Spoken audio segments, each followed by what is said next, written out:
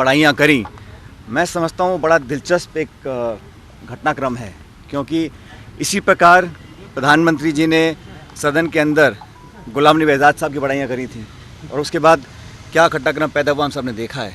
तो बड़ा interesting development था कल का, जो प्रधानमंत्री जी ने सोते ही बड़ाइयाँ करी हैं। 12 तारीख को हिमाचल प्रदेश में वोटिंग होगी और अभी मैं हिमाचल के दौरे से आया हूँ।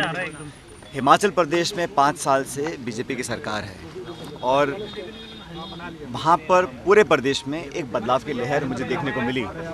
कल कई सभाओं को मैंने संबोधित किया और ये बात स्पष्ट हो गई है कि अगर भाजपा की हिमाचल की सरकार के कामों के दम पर वोट मिल रहे होते और सरकार रिपीट हो रही होती तो हर हफ्ते प्रधानमंत्री जी और गृह मंत्री जी उस छोटे से राज्य में बार बार सभाएं नहीं करते और बार बार कहा जा रहा है कि वो डबल इंजन की सरकार है, डबल इंजन की सरकार है। तो मैंने कल कहा हिमाचल प्रदेश में कि जो डबल इंजन है उसमें से एक इंजन तो 12 तारीख को फेल हो जाएगा हिमाचल प्रदेश का। 8 साल से केंद्र की सरकार और 5 साल से राज्य की सरकार, और उसके बावजूद भी पूरी ताकत से वहाँ पर संसाधन लगाकर प्रधानमंत्री जी खुद और गृह मंत्री और तमाम अनेक राज्यों के मुख्यमंत्री वहाँ जा रहे हैं। इसका मतलब स्पष्ट है कि हिमाचल की सरकार के कामकाज के दम पर भाजपा वहाँ वोट हासिल नहीं कर पाएगी और वहाँ पर कांग्रेस ने बहुत सोच समझकर इस बार अच्छे टिकट वितरण किए हैं। हमने वहाँ पर जो वादे किए हैं उसमें लगभग 1 लाख लोगों को नौकरी की बात हमने कही है और हर महिला जो 18 साल से उम्र ज़्यादा है उसको 1500 रुपये का मासिक भत्ता हमारी सरकार बनने के बाद हम लोग देंगे। वहाँ पर 300 यूनिट हम लोग फ्री देंगे और इन सब वादों को लोगों ने स्वीकार किया है और एक्सेप्ट किया है। इसलिए वहाँ पर बहुत अच्छी पोजीशन में कांग्रेस पार्टी है और अच्छे पूर्ण बहुमत के साथ वहाँ पे हम सरकार बनाएंगे। अब भारत जोड़ो यात्रा भी आप जानते हैं पूरे देश में चल रही है और बहुत जल्द तेलंगाना आंध्र के बाद राहुल गांधी जी उस यात्रा को लेकर महाराष्ट्र में जाएंगे।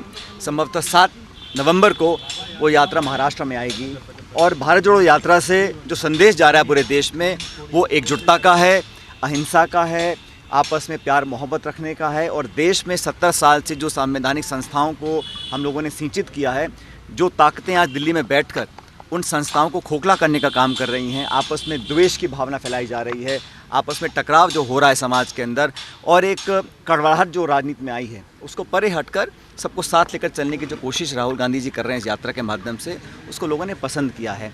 और दिसंबर के महीने में वही यात्रा मध्य प्रदेश होती हुई राजस्थान झालावाड़ बारां और झालावाड़ के रास्ते राजस्थान में प्रवेश करेगी और मुझे लगता है कि हम लोग पूरी तैयारी के साथ उस यात्रा को स्वागत करने के लिए हम तैयार हैं।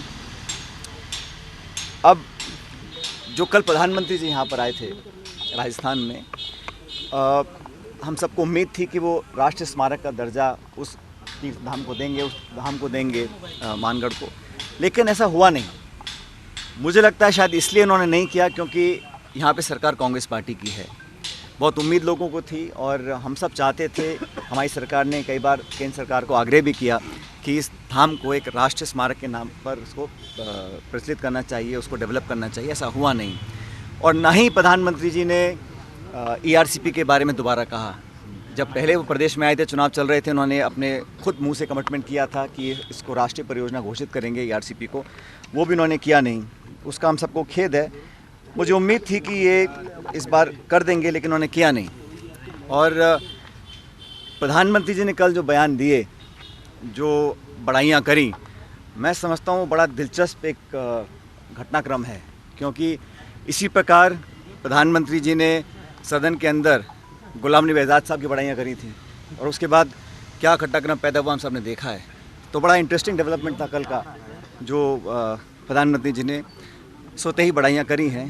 इसको बड़ा मैं इंटरेस्टिंग मानता हूँ और इतना लाइटली नहीं लेना चाहिए। जहाँ तक क्या लगता है सर, गहलोत जी भी उसी राह पे चले हैं? जहाँ तक राजस्थान के संदर्भ की बात है, आप सब जानते हैं कि 25 सितंबर को एक CLP की मीटिंग कॉल की गई थी। वो मीटिंग हो नहीं पाई और उसके लिए खुद मुख्यमंत्री जी ने सॉरी फील किया और माफ़ी मांगी पार्टी से भी और हमारी पूर्व अध्यक्ष सोनिया गांधी जी से भी। उसके बाद जो ऑब्जर्वर्स यहाँ पर आए थे, माखन जी और खड़गे साहब, उन दोनों ने भी उसको बहुत गंभीरता से लिया और उस सब का संज्ञान लेने के बाद एआईसीसी ने इसको एक इनडिसिप्लिन का मामला माना और फिर 3 लोगों को नोटिस दिया गया।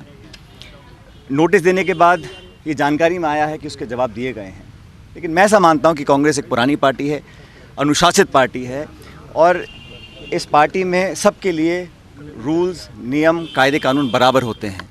तो जो इनडिसिप्लिन अगर किया गया है, उसके जवाब मांगे गए हैं, जवाब दिया गया है, तो उस पर भी शीघ्र निर्णय लिया जाना चाहिए। वो इसलिए कोई व्यक्ति कितना बड़ा हो, लेकिन कानून, डिसिप्लिन, अनुशासन पार्टी का सब पे लागू होता है। तो मुझे विश्वास है कि खरगे साहब, क्योंकि अभी वो नए अध्यक्ष बने हैं, पदभार संभाला है और जल्द इस पर निर्णय लेंगे, क्योंकि ऐसा तो हो नहीं सकता कि इनडिसिप्लिन माना गया, नोटिस दिया गया, जवाब मांगा गया और उसके बाद कोई भी निर्णय ना लिया जाए। निर्णय लिया जाएगा और जल्द लिया जाएगा, मैं ऐसा मानता हूँ। और जहाँ तक राजस्थान के संदर्भ में जो निर्णय लेने की बात है, उसका खुद वेणुगोपाल जी, जो हमारे संगठन के महामंत्री हैं एआईसीसी के, उन्होंने भी कहा था कि बहुत जल्द इस पर निर्णय लिया जाएगा कि अब भविष्य में क्या करना है। तो मुझे लगता है क्योंकि हम सब चुनाव में लगे हुए हैं हिमाचल में, और मैं समझता हूँ किसी भी दिन गुजरात के चुनाव की घोषणा हो जाएगी, तो चुनाव भी हम लोग पूरी तैयारी से लड़ रहे हैं और दोनों राज्यों में सरकार हम लोग बनाएंगे। जहाँ तक अनुशासनहीनता पर कार्रवाई करने की बात है, उसका पूरा संज्ञान वेणुगोपाल जी के, एंथनी साहब के, खरगे जी के और अजय माकन जी के संज्ञान में है। उस पर भी जल्द कार्रवाई होगी और राजस्थान में भी जो ये इंडिसीजन का जो माहौल बना हुआ है, उसको भी समाप्त करने का मुझे लगता है समय आ गया और बहुत जल्द पार्टी इस पर कार्रवाई करेगी। सर, पायलट साहब होनी चाहिए सर, आपको लगता है? क्योंकि मंत्री जी, गुड़ा जी ने मांग की सीएलपी की जो बैठक थी वो कॉल की गई थी, बैठक हुई नहीं, उसकी जगह एक पैरेलल बैठक हुई थी। तो पूरी पार्टी इस बात को जानती है और मुझे लगता है कि बहुत जल्द इस पर जो इस मामले को पूरा ठीक करने का जो कदम उठाने का टाइम है वो आ गया है, उस पर पार्टी कार्रवाई करेगी। पायलट साहब, राजस्थान में अगला विधानसभा का चुनाव होने में करीबन महज 13 महीने के करीब रह गए हैं। ऐसे में क्या आपको लगता है कि अगर यहाँ पर नेतृत्व परिवर्तन होना है तो उसके लिए एक टाइमलाइन ऐसा है, ये जो फिर कम से कम सीएलपी मीट, ये जो सारे निर्णय हैं ये अखिल भारतीय कांग्रेस कमेटी लेती है और किसको किस पद पर आसीन करना है, क्या जिम्मेदारी देनी है, इसका निर्णय भी अखिल भारतीय कांग्रेस कमेटी लेती है। आप बिल्कुल ठीक कह रहे हैं, समय बहुत कम बचा है, 13 महीने का समय सिर्फ बचा है। तो जो भी निर्णय लेने हैं, कदम उठाने हैं, जो कार्रवाई पहले नहीं हो पाई थी, उदाहरण के तौर पर सीएलपी की मीटिंग, उसका भी निर्णय एआईसीसी लेके बहुत जल्द लेगी। लेकिन चुनाव भी हमारे चल रहे हैं, अब मत भूलिए कि बड़े महत्वपूर्ण चुनाव हैं और जो जेपी नड्डा साहब जो भाजपा के अध्यक्ष हैं वो हिमाचल से आते हैं और गुजरात जहाँ के प्रधानमंत्री और गृह मंत्री हैं उनका गृह राज्य है। तो दोनों राज्य हमारे लिए महत्वपूर्ण हैं। पूरी ताकत के साथ हम कैंपेन कर रहे हैं दोनों राज्यों के अंदर और मैं जैसा आपको पहले कहा, बहुत अच्छा वातावरण हमारे पक्ष में बन चुका है दोनों राज्यों के अंदर और वहाँ पे हम जीत हासिल करें, ये हम सबका एक सामूहिक इच्छा हमारी है। जहाँ तक राजस्थान का सवाल है उसके बारे में अपनी बात मैंने आपको रखा। पायलट साहब, कल जिस तरीके से मंच पे देखने को मिला कि बहुत देर तक बातें हुई, दोनों ने आपसी तालमेल से एक दूसरे की तारीफ भी की। गुलाम नबी आज़ाद के बाद गहलोत साहब की तारीफ हुई है बहुत जल्दी। 10 मिनट अलग से मिले, 10 मिनट मुलाकात अलग से। जैसा मैंने कहा, राहुल गांधी जी की भारत जोड़ो यात्रा एक ऐतिहासिक यात्रा है और 70 साल में किसी नेता ने ऐसा नहीं किया और उनकी यात्रा से भाजपा घबराई हुई है, स्पष्ट हो चुका है, क्योंकि उन्होंने जो जन समर्थन हासिल किया है सड़कों पे चलकर और लोगों के बीच में जाकर, वो शायद ही किसी नेता ने किया हो। भाषण देना, बयान जारी करना, टेलीविज़न डिबेट करना, रैली को एड्रेस करना अलग बात है, लेकिन रोज़ 30 किलोमीटर चलना और 1200 किलोमीटर वो चल चुके हैं, ये कोई छोटी बात नहीं है। और उनके साहसी कदम से भारतीय जनता पार्टी का तमाम विपक्ष बहुत बौखलाया हुआ है। निश्चित रूप से ये यात्रा पॉलिटिकल नहीं है, लेकिन इसका संदेश जो है वो निश्चित रूप से कांग्रेस पार्टी को ताकत देने का काम करेगा।